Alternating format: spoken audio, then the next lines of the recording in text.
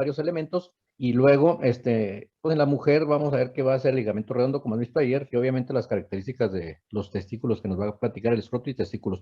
Ahora sí, compañero, adelante. Ah, muy bien. Bueno, pues a ver si nos aguantan los datos. Pero bueno, comenzando, pues el cordón espermático, escroto y testículo.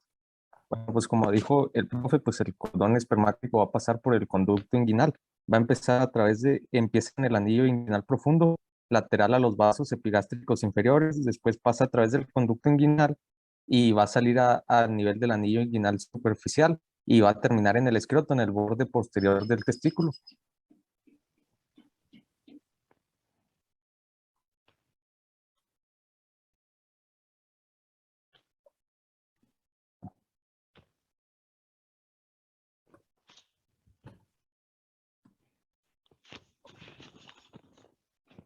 Bueno, el cordón espermático va a estar rodeado por cubiertas faciales derivadas de la pared anterolateral del abdomen durante el desarrollo prenatal y pues va a estar constituido por tres cubiertas, que va a ser la fascia espermática interna, la fascia cremastérica y la fascia espermática externa.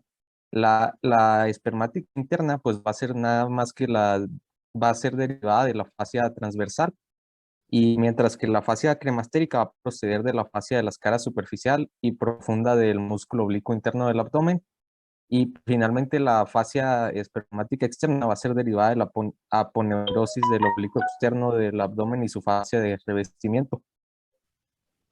Pues la fascia cremastérica pues va a contener haces del músculo cremaster, el cual va a estar formado por fascículos más inferiores del músculo oblicuo interno del abdomen que surgen del ligamento inguinal. Pues el músculo cremaster, ¿qué función va a tener? Este músculo, la función que va a tener va a ser elevar el testículo de manera refleja dentro del escroto, en particular en respuesta al frío o en un ambiente cálido, pues por ejemplo, un baño caliente, el cremaster se va a relajar y el testículo va a descender profundamente dentro del escroto. Eh, pues ambas respuestas, estas que tiene el cremaster, pues van a tener lugar en un intento de regular la temperatura del testículo para la espermatogénesis, que ya sabemos que va a ser la formación de espermatozoides, que lo vimos en embriología, la cual pues necesita de una temperatura constante de aproximadamente 1 grado centígrado, pues por debajo de la temperatura central que nosotros tenemos, que sabemos que es 37 grados centígrados, o durante la actividad sexual también como respuesta protectora. Pues este músculo cremaster va a ser un músculo estriado con inervación somática, cuya inervación va a proceder del ramo o genital del nervio genitofemoral, L1 y L2, que va a ser un derivado del plexo lumbar. Pero este músculo cremaster pues no va a actuar solo, va a actuar en conjunción con el músculo dartos, que va a ser un músculo liso de la túnica dartos, que ahorita se los voy a mencionar más adelante cuando lleguemos al tema del escroto, que se va a insertar en la piel.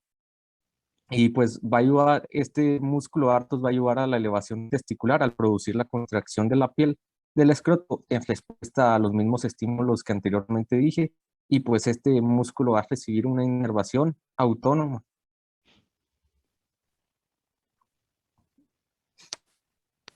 Pues bueno, este cordón espermático pues va a ser una estructura que ya lo habíamos dicho, y solamente va a contener el testículo y el escroto, sino que lleva por medio pues varias estructuras que lo componen, que va a ser el conducto deferente, la arteria testicular, la arteria del conducto deferente, la arteria cremastérica, el plexo venoso pampiniforme, fibras nerviosas simpáticas, el ramo genital del nervio genitofemoral, vasos linfáticos y pues el vestigio del proceso vaginal,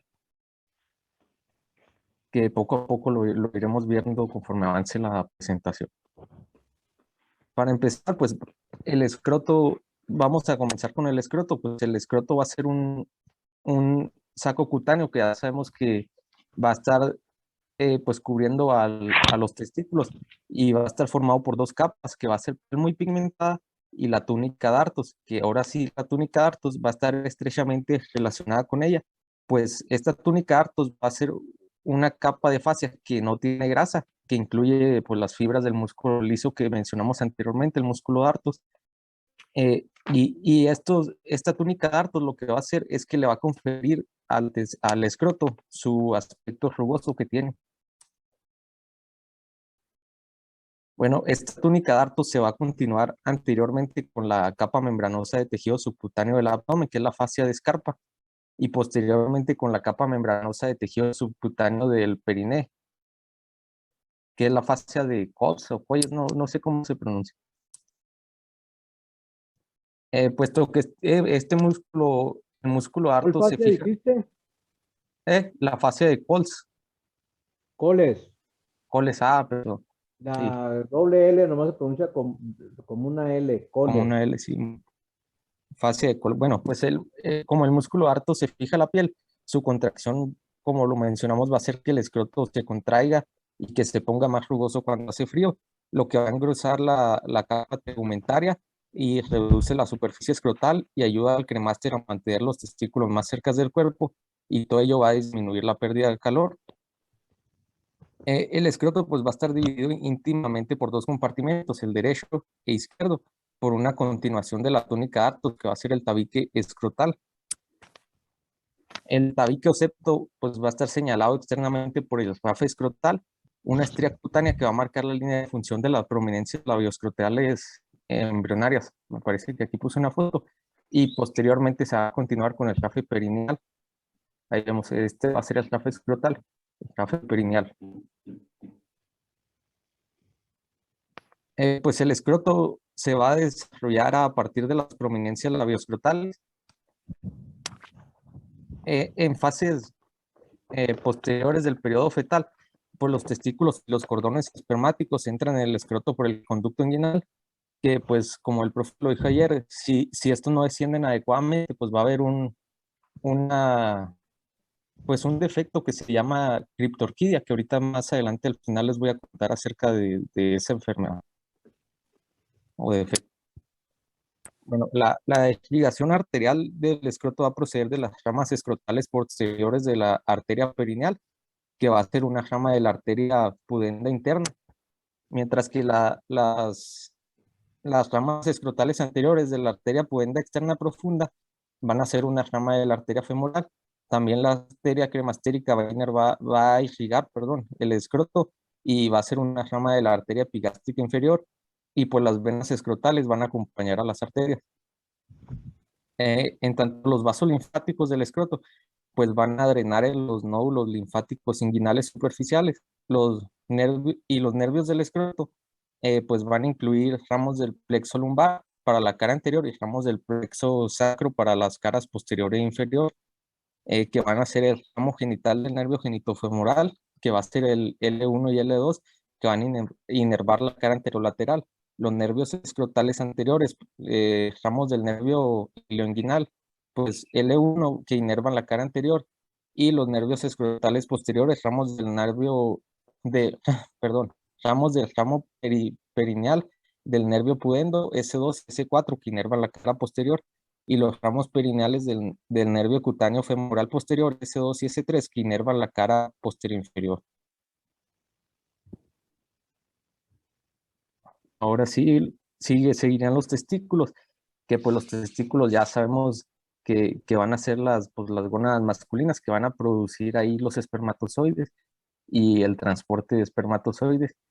Y pues esto prácticamente la mayoría pues lo vimos en embriología, pero pues aquí vamos a verlo más, su composición más anatómicamente. Pues los testículos van a estar suspendidos en el escroto por los cordones espermáticos, de forma que el testículo izquierdo suele encontrarse suspendido generalmente más abajo que el derecho. Y la superficie de cada testículo va a estar cubierta por la capa visceral de la túnica vaginal, excepto en la zona donde el testículo se une al epidídimo y al cordón espermático. La túnica vaginal en el saco peritoneal es el saco peritoneal cerrado por la capa que rodea parcialmente el testículo y que representa la parte distal cerrada del proceso vaginal embrionario.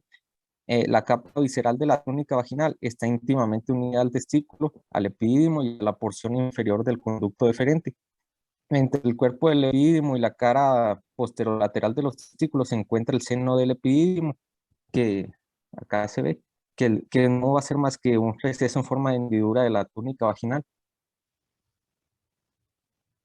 La capa parietal de la túnica vaginal adyacente a la fascia espermática interna es más amplia que la capa visceral y se extiende superiormente a una corta distancia por la porción distal del cordón espermático. Pues una pequeña cantidad de líquido en la cavidad de la túnica vaginal separa las capas visceral y parietal, y pues esta va a permitir que el testículo se mueva libremente en el escroto. Los testículos pues tienen una superficie externa fibrosa resistente, la túnica albuginea, que se engrosa y forma una cresta en su cara posterior interna, que va a ser llamado el mediastino testicular. Desde esta cresta interna van a partir septos fibrosos que se extienden hacia adentro entre los ovulillos de túbulos seminíferos, minúsculos pero largos y muy enrollados, que va a ser donde se producen los espermatozoides. Y luego los túbulos seminíferos se unen mediante túbulos seminíferos rectos a la red testicular, que va a ser una red de conductos en el mediastino del testículo. Pues las largas arterias testiculares se van a originar en la cara anterolateral de la aorta abdominal, justo inferiores a las arterias renales. Estas van a discurrir retroperitonealmente en dirección oblicua, sobre los uréteres y la porción inferior de las arterias ilíacas externas hasta alcanzar los anillos inguinales profundos. Después ahí entran en los conductos inguinales a través de los anillos profundos y atraviesan los conductos y después los abandonan a través de los anillos superficiales y entran en el cordón espermático para finalmente llegar a los testículos. Pues la arteria testicular o una de sus ramas se van a anastomosar con la arteria del conducto deferente.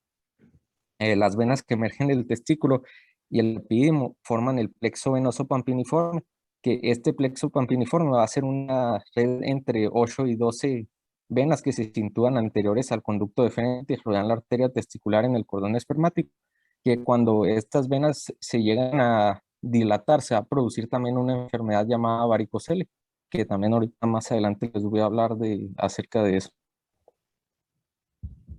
Pues el plexo pampiniforme también, algo que tiene importante es que va a formar también parte del sistema termorregulador del testículo junto con los músculos que mencioné anteriormente, el cremaster y el dartos, y va a ayudar a mantener constante la temperatura del testículo. La vena del plexo pampiniforme confluye superiormente formando la vena testicular derecha que desemboca en la vena cava inferior y la vena testicular izquierda que drena en la vena renal izquierda.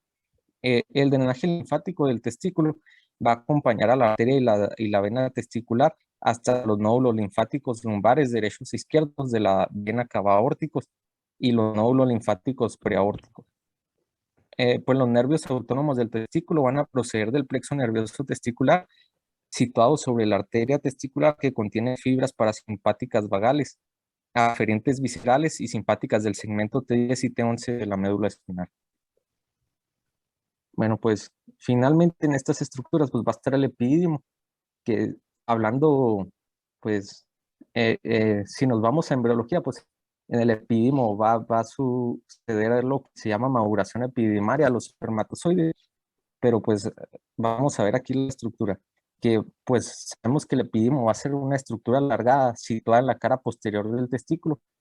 Pues los conductillos eferentes del testículo pues van a ser los que transportan desde la red testicular hacia el epidídimo por los espermatozoides que están recién formados. Y bueno, pues el epidídimo va a estar formado por tres partes, que va a ser la cabeza, el cuerpo y la cola. La cabeza no va a ser más que la porción superior ensanchada, que como vemos en la imagen, compuesta por lobulillos formados por extremos enrollados de 12 a 14 conductillos eferentes, mientras que el cuerpo va a ser el conducto sinuoso del epidídimo y la cola se continúa con el conducto deferente, que ya va a ser donde finalmente transporta los espermatozoides desde el epidídimo hasta el conducto eyaculador para que finalmente sea expulsado a través de la uretra. Bueno, pues el epidídimo, como lo podemos ver en la imagen, se va a ir progresivamente haciendo más pequeño conforme avanza.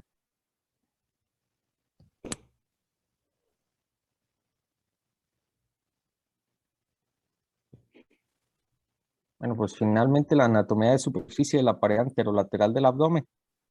Pues en la pared anterolateral del abdomen vamos a tener el ombligo, que pues va a ser un rasgo evidente de la pared anterolateral del abdomen y pues va a ser el punto de referencia del plano transumbilical. Esta excavación fruncida de la piel del centro de la pared anterior del abdomen se encuentra típicamente a nivel del disco intervertebral entre las vértebras L3 y L4 más. Pues sin embargo, sabemos que su posición va a variar conforme a la cantidad de grasa del tejido subcutáneo, que no va a ser lo mismo con una persona que sufre o padece obesidad que con una persona que tiene complexión delgada. Pues el ombligo también nos va a indicar el nivel del dermatoma T10 y pues y también aquí en la pared pues anterolateral del abdomen vamos a tener la fosa epigástrica, que va a ser una ligera depresión en la región epigástrica, que ya la hemos visto, que va a estar justo inferior al proceso sifoides del esternón. Esta fosa pues va a ser especialmente visible cuando el sujeto se encuentra en posición supina, ya que los órganos abdominales se extienden tirando posteriormente de la pared anterolateral del abdomen.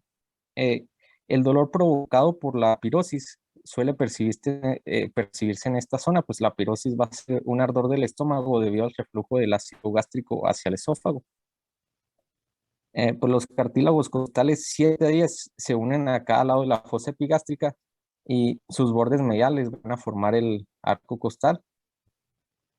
Pues aunque la cavidad abdominal se extiende más superior, el arco costal es la divisoria entre las porciones torácica y abdominal de la pared corporal.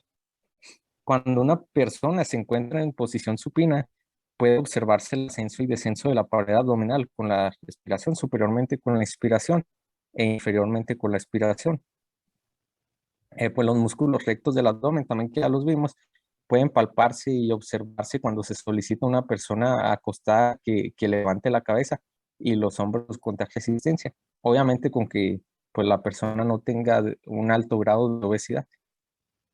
La localización de la línea alba pues también va a ser visible en individuos delgados gracias al surco vertical de la piel que hay sobre este rafe. Normalmente el surco es visible debido a que por encima del ombligo la línea alba tiene aproximadamente 1 centímetro de anchura entre las dos partes del recto del abdomen, ya que por debajo del ombligo la línea alba no está señalada por un surco.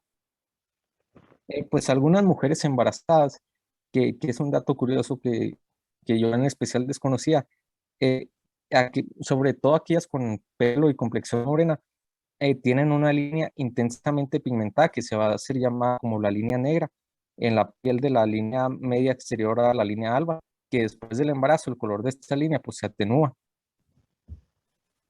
En el extremo inferior de la línea alba pueden notarse los bordes superiores de los huesos púbicos, que es la cresta del pubis y la articulación cartilaginosa que los une, que es la sínfisis del pubis.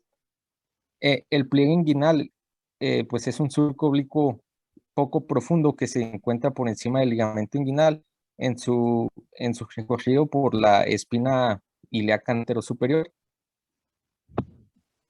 La cresta del pubis, los pliegues inguinales y las crestas ilíacas definen el límite inferior de la pared abdominal anterior y la van a separar centralmente del periné y lateralmente de los miembros inferiores. Las líneas semilunares, pues también que ya las hemos visto, no van a ser más que marcas lineales de la piel, ligeramente curvas que se extienden desde el arco costal inferior, cerca de los novenos cartílagos costales, hasta los tubérculos púbicos. Estos surcos cutáneos semilunares de aproximadamente 5 o 8 centímetros desde la línea media son clínicamente relevantes debido a que son paralelos a los bordes laterales de la vaina de los rectos del abdomen. En la piel, se encuentra por encima de las intersecciones tendinosas del recto del abdomen. También se aprecian surcos que son claramente visibles en personas con unos rectos pues bien marcados. Por ejemplo, las personas musculosas. Eh, pues finalmente la localización del ligamento inguinal va a estar indicada por el surco inguinal, que va a ser un surco de la piel paralelo y justo inferior al ligamento inguinal. Este surco pues lo podemos visualizar fácilmente haciendo que una persona deje caer la pierna hacia el suelo mientras se encuentra en decúbito sobre la mesa de exploración. El surco inguinal marca la división entre la pared anterolateral del abdomen y el muslo. Pues finalmente, pues ya para ver un poco de casos clínicos, mi tema decía caso clínico, no sé si otra persona le haya tocado casos clínicos o sí, pero por si acaso les menciono unos cuantos. Bueno, pues el primero va a ser la criptorquidia, que al profe había mencionado anteriormente. Aquí está. Hay que, pues, que la criptorquía pues, no va a ser más que cuando el testículo no desciende adecuadamente por el conducto inguinal. ¿Y qué va a traer como consecuencias esta criptorquidia? Pues la consecuencia es que aumenta el riesgo de neoplasias, lo que resulta especialmente problemático debido a que no es palpable, ya que no suele detectarse hasta que el cáncer está avanzado. Esto generalmente, pues, algo que cabe mencionar es que pues, la criptorquía puede ser unilateral o bilateral. Cuando es bilateral, pues ninguno de los dos testículos descendió.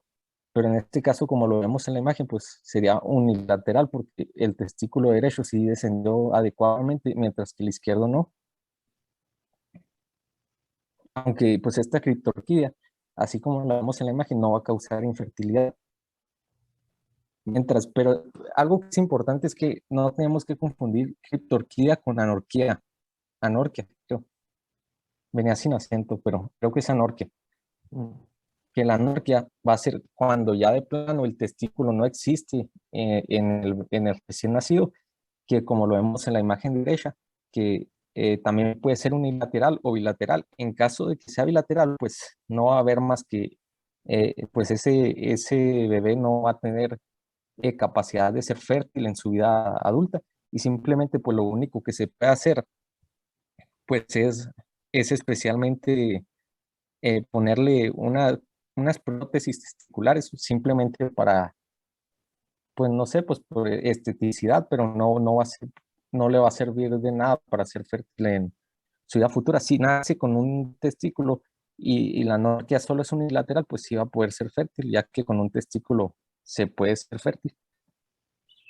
Pues cuando surge que un bebé tiene anorquia, pues este generalmente va a presentar pues carácter femenino, porque pues obviamente pues no va a producir la testosterona adecuada, por lo que generalmente pues el doctor va a recomendar que pues un tratamiento de hormonas masculinas, como pues que son andrógenos, como pues la testosterona, que ya lo mencioné. Eh, También pues anteriormente les había mencionado la varicocele, que no va a ser más que la dilatación del plexo venoso pampiniforme, que va a producir la varicocele, que normalmente solo es visible cuando se está de pie o comprime la prensa abdominal. Su palpación pues se puede comparar con una bolsa de gusano. Esto puede deberse a defectos en las válvulas de la vena testicular, pero los problemas en el riñón o la vena renal también pueden pues distender las venas pampiniformes, y esta sí va a producir esterilidad, aunque va a ser paulatinamente.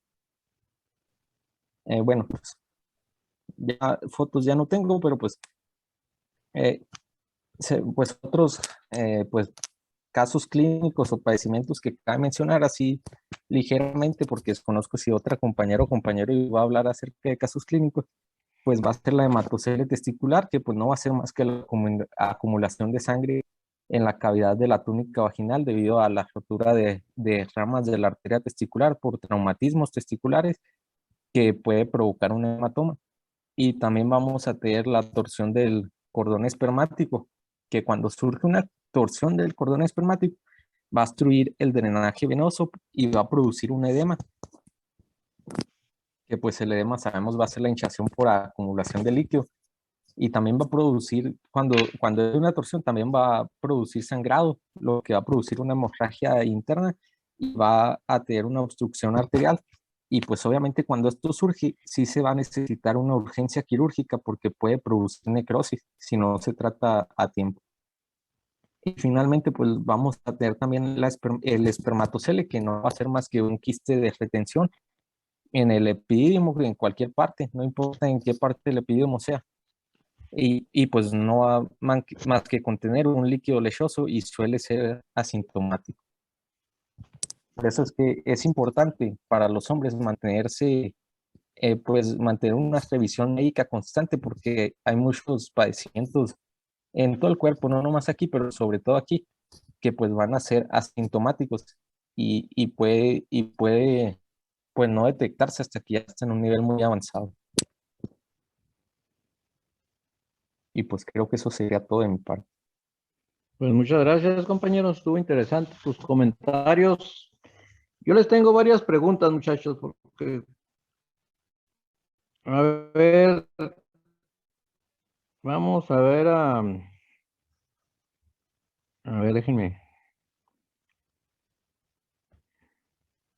Pues siempre agarro a los hermanos Cueto. A ver, Rosas Cueto, cualquiera de los dos, Avisho, Homero, ¿quién es?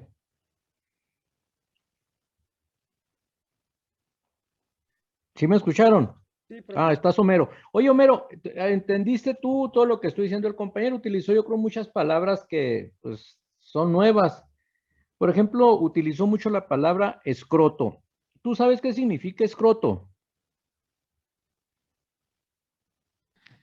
Pues no, en sí no sé qué significa la palabra escroto, pero sí No, sé más dónde se encuentra. no, pues tiene que saber, carajo. Bueno, pues significa bolsa de piel, es una bolsa, eso significa escroto. Sí, hay que investigar un poquito más, Homero. No me digan nomás dónde estás, investigue y hay que aprender un poquito más. Bueno, a ver, gracias. Luna Mendoza, Andrea, Dígame, doctor. utilizó también la palabra dartos. ¿Qué significa dartos? En sí lo que significa la palabra o Sí, que sí, lo que significa. no, la verdad no sé. Ah, ok, gracias.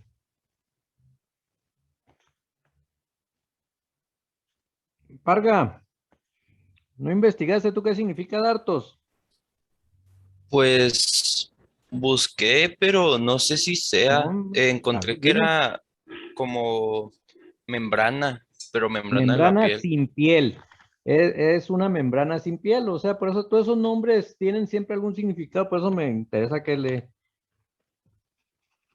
investiguen y lean esas palabras y aprendan para que entiendan lo que están comentando. Es membrana sin piel. Ándale pues, Parga. A ver, García Castañón Rosa Sí, dígame. utilizó también la palabra cremaster. ¿Qué significa cremaster? Es una capa muscular muy No, no, fina. ¿qué significa? Fíjense cuando yo hago una pregunta, fíjense en la pregunta. ¿Qué significa? No qué es, ¿qué significa?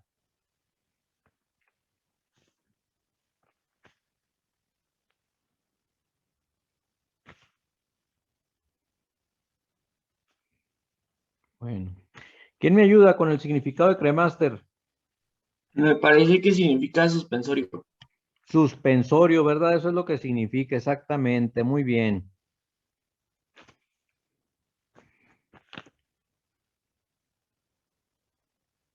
A ver, vamos a quién. A ver, Baeza, Fernando. Dígame, doctor. Utilizó también la palabra epidídimo. ¿Qué significa epidídimo?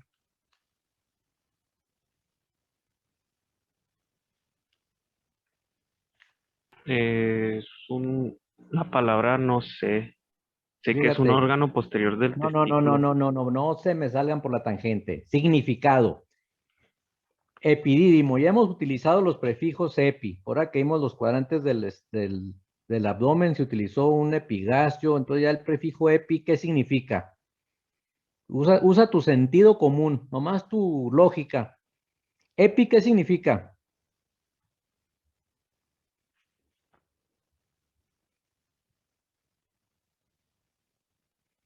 A ver, Fernando. Eh, no lo sé. Bueno, no lo sabe. Parga, tú eres el que me sacas de... Epi, ¿qué significa? Espérame, Alvidres, espérate, levantó la mano Alvidres, Diana. ¿Qué pasó, Diana? ¿Le puedo contestar? Sí. Me parece que significa sobre. Sobre, ¿verdad? Epi es sobre. Si utilizamos nuestra lógica y analizamos nuestra anatomía, entonces, ¿qué significa epidídimo? Epi es sobre. ¿Sobre qué? Testículo. Testículo, ¿verdad? Ese es sentido común. Didymus, testículo. Entonces, si analizamos las raíces y las palabras, epidídimo significa sobre testículo, entonces sabemos que el epidídimo va a estar sobre el testículo. Todas esas palabras, necesito, muchachos, que sean un poco más incisivos en tratar de aprender, no nomás, no sé, no, traten de buscar, investigar, ustedes que la tienen tan fácil con el internet para sacar tanta información, como que no sé, no les da interés. Yo creo que se aprendieron muchas palabras nuevas, espero que las vayan comprendiendo y las vayan ustedes tratando de entender o analizar para que aprendan un poco más. ¿Quién sigue para mañana?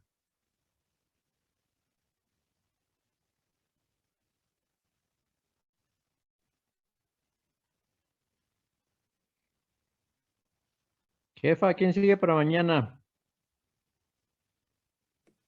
Sigue Cabral Lerma, Diana Elena con peritoneo y caso clínico. Oye, esta chica ya tiene mucho faltando, hablando de Cabral Lerma.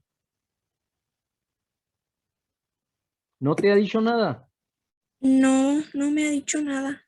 Ya tiene muchas faltas. Investiga si va a presentar, si no, para seguirnos con el que sigue, porque no viene al caso perder la clase mañana. Doctor, si quiere, voy preparando yo la clase por si no. Mande. Si quiere, puedo preparar yo la clase por si ella no asiste. Ándale, pues. Te agradezco. Muy bien. Sí, porque tiene varias faltas. Y no nos vaya a dejar ahí tirados y no veamos nada. ¿Alguna pregunta, inquietud, muchachos? Yo nada más tenía la duda, doctor. Nada más tenía la duda de que la túnica ¿No vaginal te escuchaste, Rosales?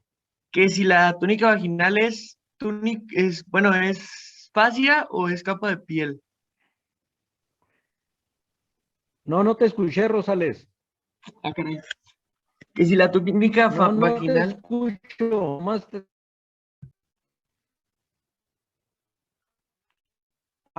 ¿De qué?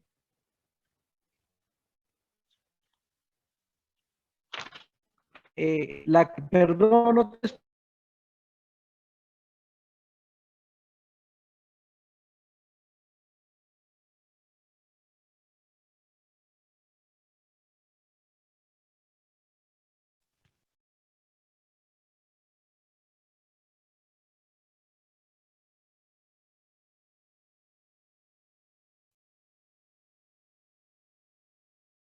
¿Sí me escuchan?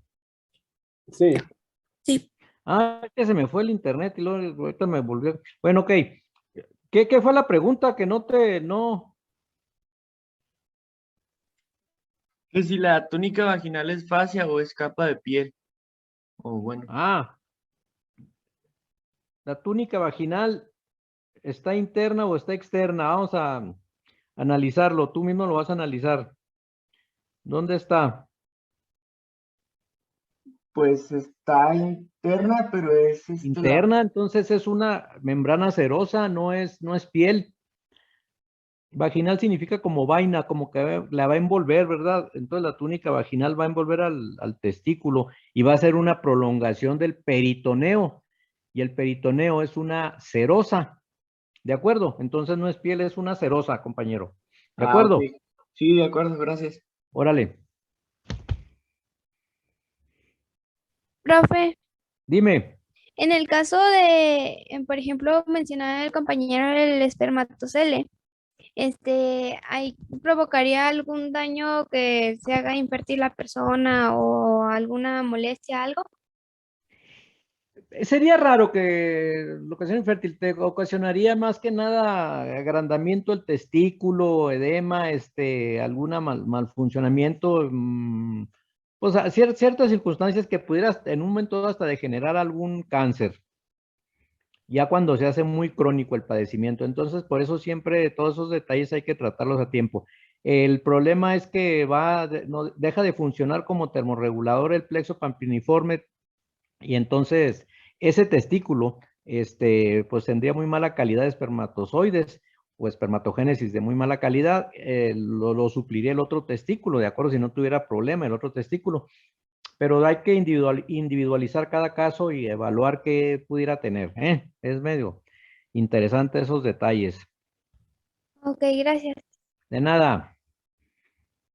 De todos modos, el tema de mañana, ¿cuál sería, muchachos?